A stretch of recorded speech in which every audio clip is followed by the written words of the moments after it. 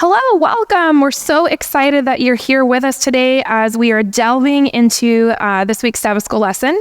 This time we're talking about reaching the powerful. And it seems like an odd word choice, but that's what we're talking about today. Today I'd like to introduce you to Pastor Alexander Bolotnikov and to John Lyons. We're very excited to be here with you. And to kick us off, I'd like to invite John to summarize for us John chapter 3, verses 1 through 12. We start off with a man of the Pharisees, ruler of the Jews by the name of Nicodemus, who comes to Jesus at night, and he has some questions for Jesus. Now, he starts off, he's not willing to admit that Jesus is the Son of God, but he calls him teacher instead. Jesus cuts right to the heart of the issue and tells him, you want to talk about spiritual things? Let's talk about spiritual things. You have to be born again. And at first Nicodemus, how can you be born again? Jesus says, no, we're talking about spiritual things. That's why you came to me. Spirit is spirit, flesh is flesh. He makes that distinction. And he makes an analogy to the wind. It is so with everyone born of the Spirit. Nicodemus is wondering how these things are possible, how they can be. And Jesus maybe chides or rebukes, or I don't know the word, but he says, you're a teacher of Israel. How is it that you don't know this? If I tell you of earthly things and you don't believe, how will you believe when I'm talking about heavenly things? Yes. Awesome. Thank you so much. So this is kind of an unusual passage. We're talking about reaching the powerful or the influential, and yet Nicodemus, who is a Pharisee, comes at night to Jesus. He's being secretive. Help us understand the context here.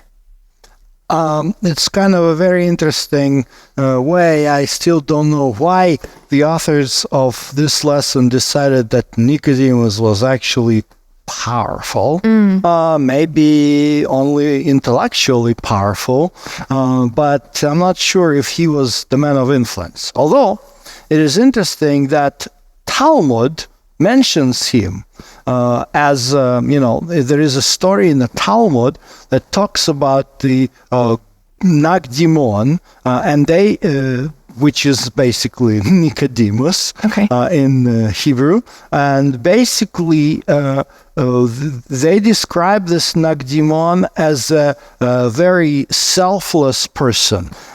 Usually in Jerusalem, the type of economy of Jerusalem, you can go there and see it based on excavation, is based on receiving the pilgrims. So everybody has house, which is turned into the inn hotel for pilgrims who come to the temple. That's how people make living. And so one of the biggest problem of Jerusalem, it's water situation. There's no river. So the water comes from the rain. And so when and it has to be accumulated in cisterns, special underground cisterns. And so the story tells that Nicodemus wanted to receive pilgrims because there's always no space, and his cistern was broken, so he didn't have enough water. So he went on a limb to borrow money to purchase the water which needed, because it was in a fall, so it was Feast of Tabernacles, the Sukkot. There was no rain, just so he risked, so Talmud actually praises Nicodemus as a very virtuous man, which is kind of aligned, with the Bible, because, and even Ellen White notices that in The Desire of Ages, she says that he kind of died in poverty. Interesting. And so basically, what happens, we see how Jesus coming on Passover, and was probably his first Passover on his ministry to Jerusalem, kicks out the traders from the temple, and the Pharisees, they ask him a question. What sign it's in John 2:18, what sign do you show us since you do these things? So show us your credential. Who gave you the right? You haven't studied with any rabbi. Who are you here? We are the learned people, where's your diploma? And so when Nicodemus comes to Jesus, even though it's at night, the first very thing he says, Rabbi, you're teacher from God. So I like what you said, John, about, how Nicodemus was a little bit doubtful, but he wasn't negative. It actually was a positive move. I think it's interesting that you talked about how he was in the Talmud as well as in the Bible, right? Because what that tells me is that he obviously had some kind of influence. Why else would we talk about him? Oh, yeah. Why would he be in the Bible? Why would he be in this other book if he didn't have some kind of influence? Do we know what his background is, Nicodemus? Well, he apparently was a learned man, the rabbi. That's what it's described here in the story. And again, based on the Talmud, his family owned and received the pilgrims. That's all what we're capable of knowing. Okay. But yeah, as you said, the influence definitely is visible because described both in the Gospels and in Jewish tradition. Yeah. And then the other thing that kind of popped into my head is if he was a man of learning, if he was a rabbi, he took a risk, right, to buy the water. Now he's taking another risk because he's going to see Jesus. That's got to be risky. The Pharisees don't like Jesus. At least that's what it appears so far, right? I don't know. That's interesting to me. Is that why he would have gone at night? Apparently, yes. This group of Pharisees, we can't say that all Pharisees didn't like Jesus. Sure. But what one of the issue with Pharisees and Jesus was, it's the issue of who have you learned from? The authority. Yeah, correct. The authority. Because what they were not buying and, capitalizing on what you said, the Son of God here, and I think it's important what you said, John, about the sonship of Jesus, because, he's God, he's the Son of God, he's the Son of Man. Mm-hmm. But his sonship here has an important role in the Gospel of John, because what Jesus always referred, my Father says, mm-hmm. my Father says, which Pharisees were not operating on this type of thinking.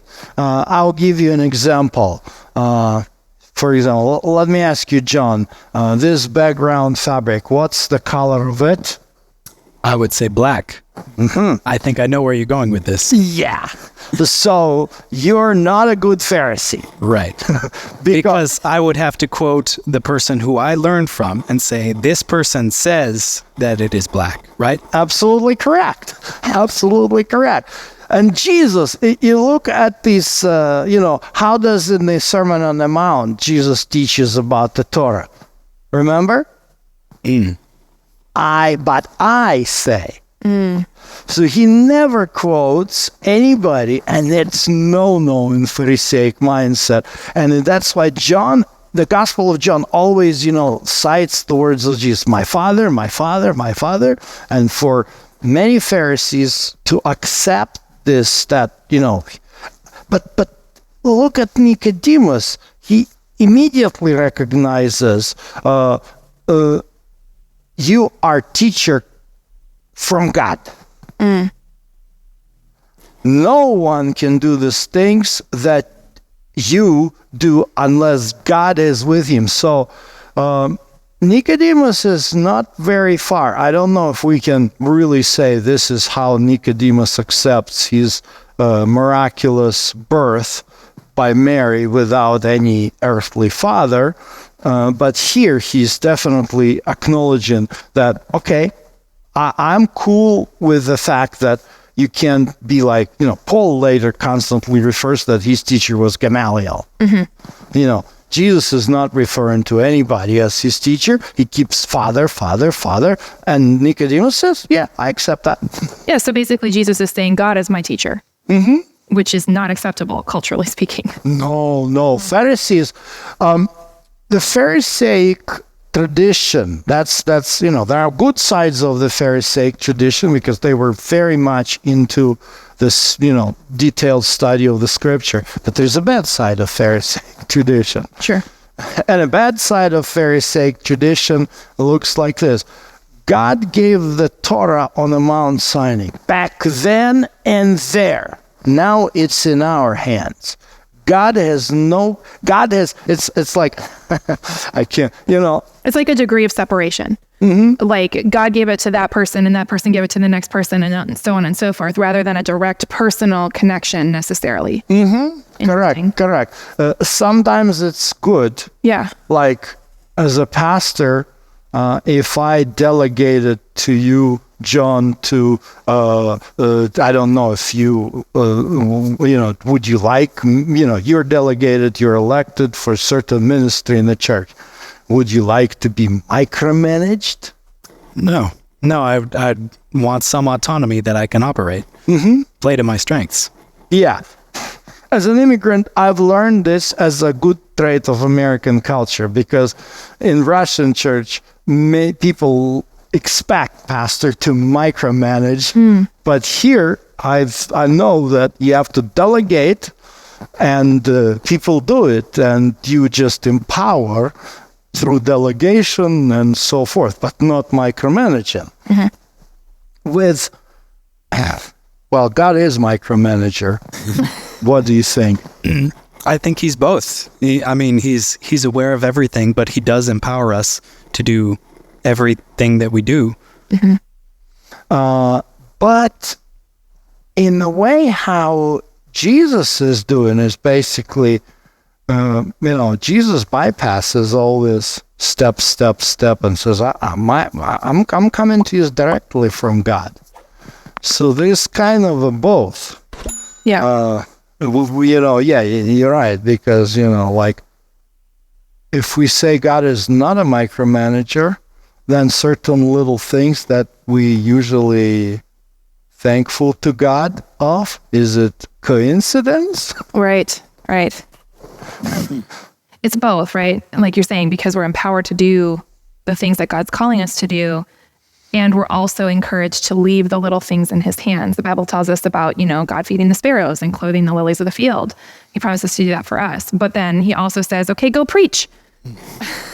So he's in control, but he wants us to be involved. Yeah, and to have that choice and that ability to be creative within our relationship with him. Yes, but Pharisees believe that God is absolutely not a micromanager. He fully delegated to Rabbi all the matters related to the scripture because he gave it to us, so we have full control of it. God, stay out of our business. I can go on and on citing rabbinic traditions about this, but in general, this was an idea. And that's why it was absolutely repugnant for the Pharisees who are ingrained in this teaching. It was absolutely repugnant to hear from Jesus that he is taught by his Father who is God. And I said, what? Is that why, do you think, Nicodemus says in response to Jesus telling him, you must be born again, that he sort of sidesteps and goes the route of the flesh rather than the spirit? Well, born again is a loaded term in today's Christianity, right? In fact, I'm studying the history of contemporary and Western Christianity. There is this term evangelical Christianity, and it all twirls around Billy Graham's concept of born again. It's kind of an interesting. I keep citing. I'm rewatching The Crown. Oh, sure. Have you watched The Crown? I've seen some of it. I haven't seen the most recent season. And they show there in one episode. So, here is Elizabeth II in her maybe late 20s, something like this.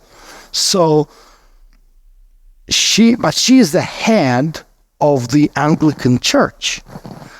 Well, as they present her, and I hope they present the true picture of her, hopefully, they present her kneeling every night before she goes to bed. So they present her as very serious about Christianity, not like some kind of formal head of some, like other kings. But then Billy Graham comes in, and she invites him, which creates a big, her mother, schooled in the old tradition, also very Anglican, can't marry a divorcee, something like this, for the rule of the church. She's like, what? Are you inviting this kind of salesperson from, I forgot which state was he anyway from, they kind of looked at this with a very cocky, we're nobility, who is this guy? Right. But anyway, but this is to me, when I looked at this episode, this is kind of a new wave in Christianity. Okay. Because this born again, so I'm just curious, what's born again to you? What do you, when you hear born again, what is this association? What are you associating with? Well, there are a lot of well-meaning people that I think of. I also think of a lot of people that use the concept of being born again as an excuse, maybe adjacent to cheap grace. Oh, it's fine because I'm born again. So you get both sides of it, where there are sincere people that are born again as Jesus talks about, but you also get people that, I'm born again, I don't need to worry about it. See, I went more basic than that. I was like, okay, what does it mean to actually be born again? For me, it was like, okay, well, I have accepted Christ as my Savior. I've been forgiven for my sins, and so I'm being born into my new life with Jesus and allowing him to transform me.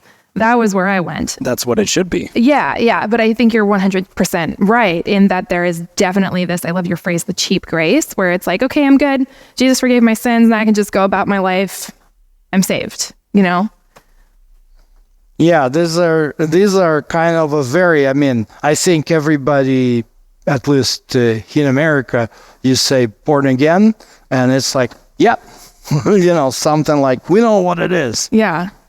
So, but Nicodemus is very much intrigued by this concept of being born again, and he's kind of, how is it physically possible?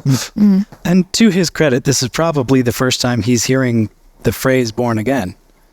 Yeah, would that be I guess I'm thinking about it. If I've never heard that term before, my immediate reaction would probably be similar, even though it's in the context of a spiritual conversation. It's like, what do you mean? I have to be born again. I can't go back in my mom. What are you talking about? It seems really like a practical question, but also earlier you were summarizing this and you were talking about like Nicodemus came to Jesus for spiritual things, and yet he asks a physical question. You kind of expect Nicodemus, who is a learned man, to not ask such a dumb question. I don't know. I can tell you this, because again, as a Christians, we are ingrained, not myself, but I'm pretty sure that at least you guys raised in a Christian home. Yeah. There are certain things which you grew up with ingrained, specifically, these New Testament concepts. Right. For the Jews, it's like if I just say born again, they say, huh? Right. That makes sense. Because we were not, to me it was a interesting concept. I heard it, of course, when missionaries from America were coming to Ukraine.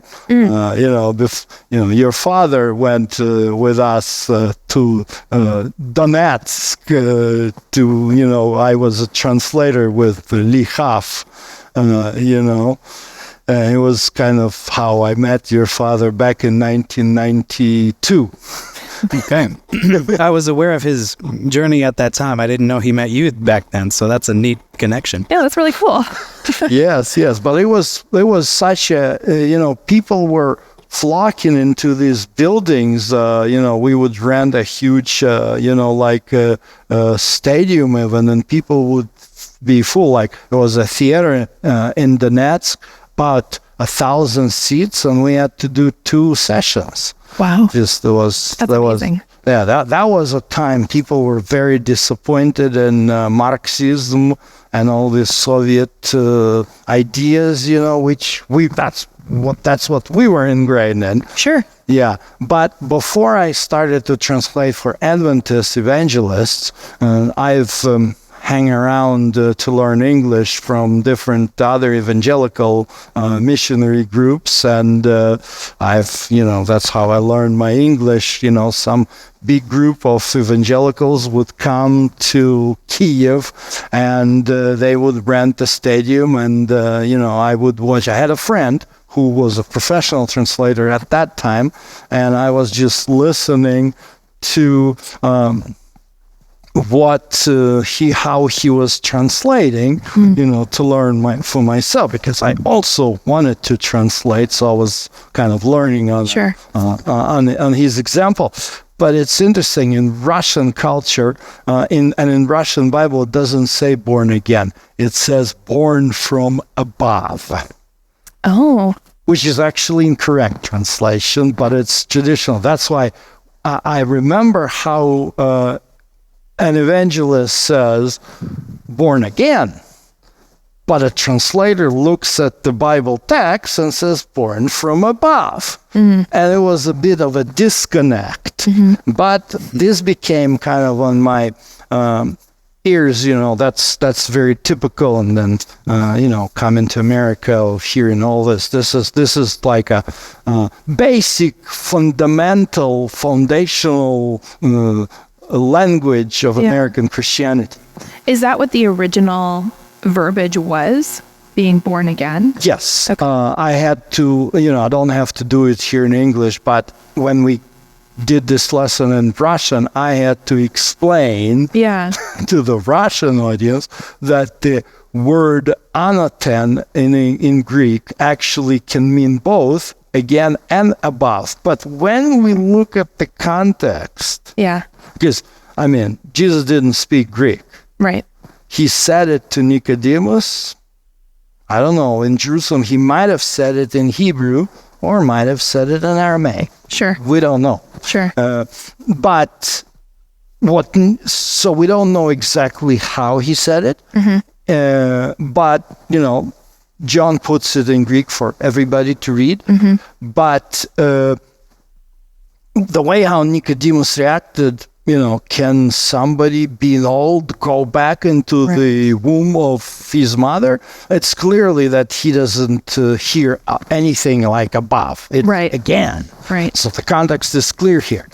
But the fact that Jesus refers, you teacher of Israel, and you do know it. Yeah. Let's expound on that, actually. What is Jesus' purpose in saying that? Obviously, the tone in which he says it is not recorded for us. So, a few years ago, I studied the Bible with one Jewish family, and this was a, religious Jewish family from, they came from Israel, and so my friend Rochelle, who is now in Israel, driving the bus. I just talked to him a few days ago, and he said, here I'm driving the city bus, and we were stopped because, again, we have an air raid, so they're out there. And so he asked me this question, Sasha, explain to me what Rabbi Nicodemus was supposed to know about being born again. where in the Old Testament, in the Torah, is it written? And I was like, huh. So it took me a few years to figure out where the text actually is. It's in Deuteronomy chapter 10. So circumcise your heart and stiffen your neck no longer. Yeah. It's kind of similar. It's not exactly born again, but hey, you circumcised a baby boy at the age of 8 days old. So, but what's the point of circumcision of the heart? It's not... circumcision was a symbol of being devoted to the Lord, correct? So therefore your heart would belong to the Lord also. So to whom Moses is addressing this appeal to circumcise your heart? To the people of Israel. To adults. That's important. Because, again, I'm going to take you a little bit into the Jewish world. In the Jewish world, if you are born to a Jewish parents, and especially if you are circumcised, you assume Jew no matter who you are and what you do. Just by the virtue that your parents circumcised you. And see, this was the Nicodemus. This was a lesson Jesus was teaching Nicodemus. In fact, the whole story of expelling the traders from the temple is very connected with Nicodemus's story, because by saying you have to be born again, Jesus is basically explaining why he did what he did. The problem is that this business of selling sacrificial animals and changing money into a temple money, making huge profit, it was run by the priests. And so it was right in the outer court of the Temple Mount, not in the sanctuary, but it was like where the court for Gentiles was. And who were the Gentiles coming to the temple? These people were not Jews, but they were to come, especially on the Passover days, for the first time to eat a Passover lamb. Which, and according to Exodus 12, if a Gentile or non-Jew wants to eat a Passover lamb, he needs to get circumcised with all his family members, male family members, and then when he eats the Passover lamb, he is becoming an Israelite. So it's like a citizenship entrance. Sure. So this is why Passover was so important. And so Jesus saw these marketplace as something which is a barrier for Gentiles to enter into the covenantal relationship with God. And this is why he did what he did. And so when he says to Nicodemus, you have to be born again, he's basically saying, don't assume that because you're born Jew, you are guaranteed salvation. Don't make the mistake of those who say we have Abraham as our father. You are not saved through the merits of your parents. You're saved by your own choice. In the text, how do we understand? Circumcision of the heart. You probably heard this term. How do you perceive it? How do you understand it? I've always thought of it along with the text. I believe it's Isaiah that says, "I will take away your heart of stone and give you a heart of flesh." Ezekiel, yeah. Oh, Ezekiel, thank you. Similar vein. He also says, "Stiffen your neck no longer." Right? It's about surrendering yourself to God. You're not clenched, you're relaxed, you're giving yourself over. Yeah. Right? That's why he says a heart of flesh, because flesh is supple. Yeah. And you're allowing God to work through you as well, which is the purpose of the born again, right? So contextually, we can, talking about all these different things, we can see that Jesus is saying, Nicodemus, you're a learned guy. You have influence. Don't get stuck here. Don't stay in this place. Come with me. He's calling him to join him. And that's kind of the call that we have as well. As we are talking about reaching people, this lesson's about reaching the powerful, reaching the influential. Nicodemus probably did have influence because he was learned. He was a rabbi. The lessons that Jesus tells and teaches Nicodemus in this passage that we've been talking about apply to us today. What are some ways that we could use this to help us in our outreach to the people around us who have influence? Yeah. Among all the lessons in this quarterly where they describe different groups of people to be reached, this particular lesson is the most difficult for me. On the one hand, I love to reach out powerful in a sense of intellectuals.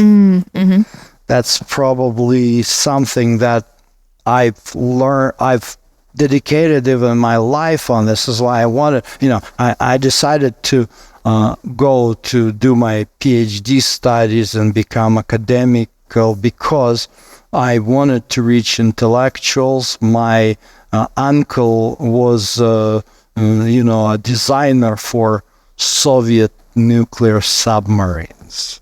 So I was trying to witness to him on he was in physics. I studied physics. So, I could relate to the intellectuals of science and other issues to be with them on the same footing. But when we talk about other powerful people who I don't know, what do you guys think?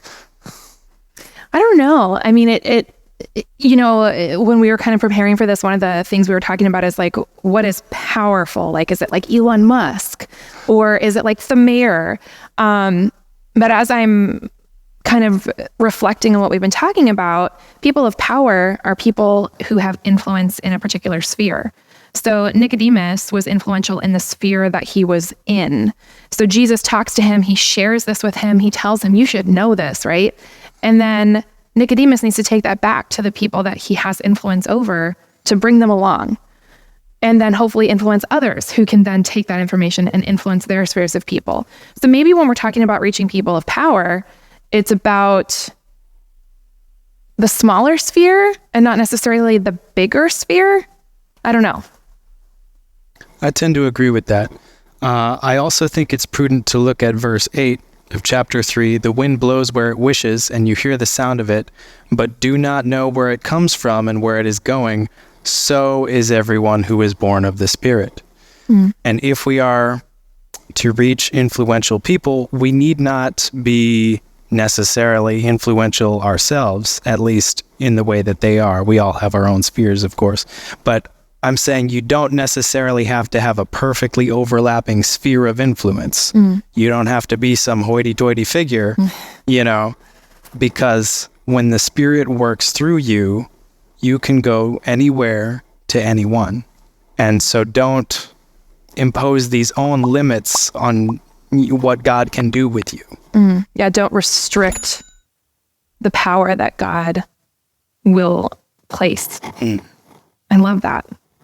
Yeah, in this particular, I like what you're bringing, John, especially. Yeah, I kind of think about this. Yeah, you're right. That's probably what Jesus is referring. We need to be led by the Spirit, especially when we come into the world of powerful people, because I've known some stories when special efforts were made to reach wealthy people, and these efforts did not go very well. So we have to be, even in the history of our church, this is probably the most touchy and challenging subject. For example, have you heard of John Harvey Kellogg? Mm-hmm. Oh, yes. He was indeed rich and powerful with this concept of sanitarium and things like this. Mm-hmm. But unfortunately, by getting this connection, so power is a dangerous thing. Yes. And so we do have some, well-to-do people and some really, really wealthy people in our church, probably. And I heard their testimonies, how they reached this status. And there's a lot to do what these people are speaking about is that, God gave them the means, God gave them through, God is using. And I know some of them, they're not living, luxury. They don't live in like, I can afford this and I can afford that. I can afford this super duper expensive car. They don't go this route, but they, they serve God with their money. Which is a very important service for church. It seems like really, when you boil this down, it seems like what we're supposed to do is be a conduit for God. We need to not be in the way, but allow Him to use us. And if we allow God to use us, the influence happens with areas that we could never anticipate and never expect. Yes, and couple stories which come to mind, because when I begin to talk about, as we discuss, when I begin to talk about serving, my personal challenges, because I come from the perspective, to serve intellectuals, I can come on their level. Well, I can't preach to a politician because I'm not a politician. So, but can we, can somebody not a politician, really rich, someone like politician? And this story came to my mind. This story is about the woman, a church member from Uzbekistan. She was Russian ethnically, so when this Soviet Union started to fall apart, Uzbekistan was not very hospitable for the Russians. So among number of ethnic Russians, she moved back to Russia, and she began to look for a job, and she was an accountant. So at this particular time, it's a whole long story how she, made some phone calls just on her own, offering her services as an accountant. And back then in the 90s, the Ministry of Finances of Russian Federation actually got interested in her. And she became eventually an aide to a minister of finances. And so during the crisis, financial crisis, 2008, before that crisis, she basically used the text from the story of Joseph about creating, there will be 7 good years and 7 bad years, and you have to create a reserve of grain. So she came with a proposal to the Minister of Finances, who was actually among very, very, very few Russian, administrator or government officials who was was a progressive-minded and not aligned with the current power structure.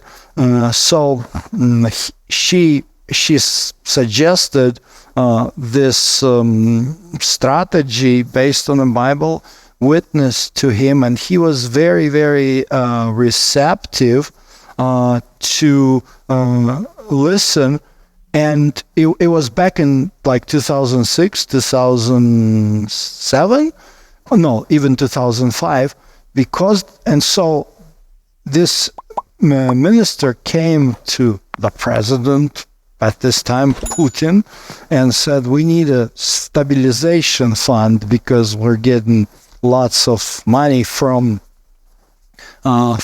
oil now, so we need to put them into some kind of coffers. And he convinced Putin to do this back then, And when the 2008 crisis hit, it was true that Russia wasn't in a bad shape as many other Western countries because of that. Again, this particular, back then it was easier because starting from 2012, the situation with the government started to change drastically, and this man is no longer a minister of finances. Sure. So, but back then, she witnessed to him, and he was reading a Bible, and she was helping him understand the Bible, and a couple times he even attended our church. And that's so amazing because it's about her being willing to be used in a way that she could be. She let God use her. And I think that that's really, at the end of the day, the point of what we're talking about today. And I want to thank those of you who've joined us on today's Sabbath School lesson. Thank you for being a part of our conversation. And as you are thinking about reaching to the powerful in your sphere of influence, remember that it is not on us to do that, but it is on the Master and Creator of the universe. Blessings to you as you head out into your influential spheres.